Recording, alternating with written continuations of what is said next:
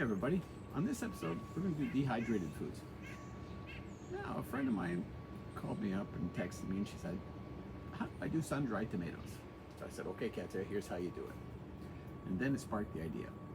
Maybe I'll do a whole episode on dehydrated food. Let's go. We're going to start off with cranberries. Now, these are local and they're very good for your kidneys and they're full of antioxidants. Very good for you. So how do we go about this? Well, first thing, we get a pot of water, get it boiling, and we add our cranberries to it. Once the skins have popped and you hear little snapping sounds on a frequent basis, we're going to strain them out and put them on a dehydrator tray, just like this. Notice how the skins are popped and there are no whole cranberries. Well, that's what you want.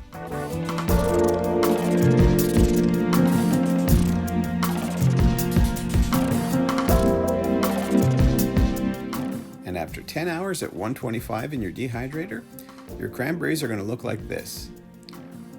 Brittle, dried out, little leathery looking. If you drop them, they make a little ping sound on the table.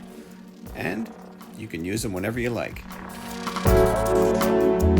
The next fruit we're going to use are tomatoes. Now, just as an aside, if you have a variety that you really like, take the seeds out, put them in water overnight to remove the gel on the outside, and you'll put them on a paper towel, and the next time you want to plant them, you'll have the seeds ready. Anyways, chop up your tomatoes, put them on a tray, and 12 hours later at 135, you're going to get this nice sun-dried tomato. Leathery looking, has a bit of a snap if you were to bend it, and there's no moisture whatsoever. Tomato flavor is super concentrated in these, and it's well worth doing. They last a long time. You can put them in a coffee grinder and turn them into powder if you like, but they're always useful in a lot of applications. For vegetables, we're going to use trail of tear green beans. Now, to cook these, we blanch them first. Now, what is blanching? Well, you get a pot of water up to a boil, put your veggies in, and then once it starts to boil up again, we remove them and put them in ice water to stop the cooking process. Then they'll be ready for dehydration.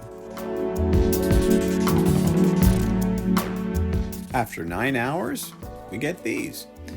Now, it's a very simple process, and basically you can make it your own soup mix. You can add them to a stew or what have you months down the line, and they'll still retain their freshness. It's just a matter of putting them back in some liquid, reheating it, and you're ready to go. Well, I had some Chioggia beets lying around, so I put them in the water, boiled them until they're tender, remove the skins, slice them up very thinly, and put them on a dehydrator tray, just like this. And after about 10 hours at 125 degrees Fahrenheit, you get beet chips, just like we have on the left here. Now, they're good to eat as is. They're sweet, have a good mineral flavor. You can buzz them up in a coffee grinder, turn them into powder if you like, put them in a shake. Either way, they're a very good food, sweet, and beneficial to you.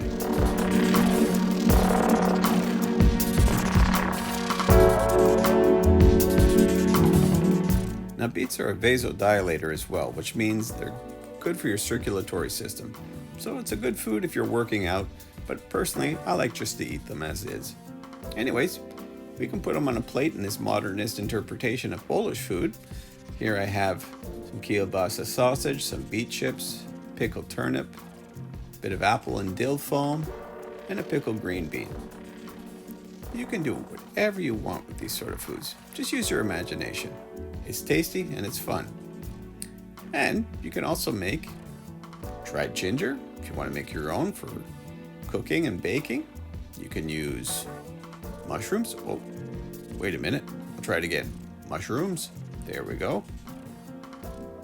You can also dry your own salsa, turn it into powder. Just add a bit of water to it. And there we have it. Tangy salsa verde in powdered form. It's ready to go. And texturally speaking, it's the same as what you'd get in a jar.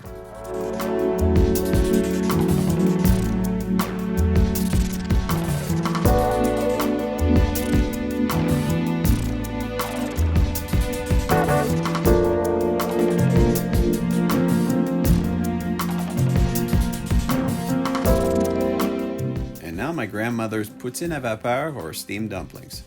So here we have dried cranberries, dried raisins, and dried apples, about 1/3 of a cup each. But you can mix it up with any kind of fruit. You can use some fresh and some dried, but we're going to use all dried here since we're on the dehydrating kick in the show.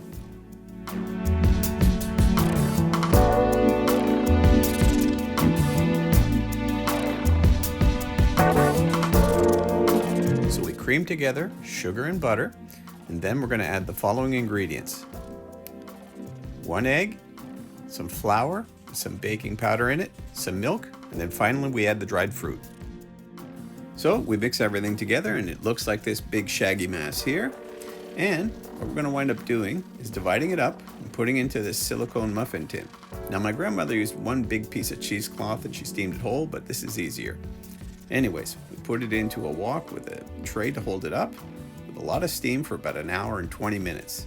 After that, we get this rehydrated fruit inside of a big dumpling that's puffed up. It's soft, tastes a bit like a pancake with lots of fruit in there, but it's good. Thanks, Grandma.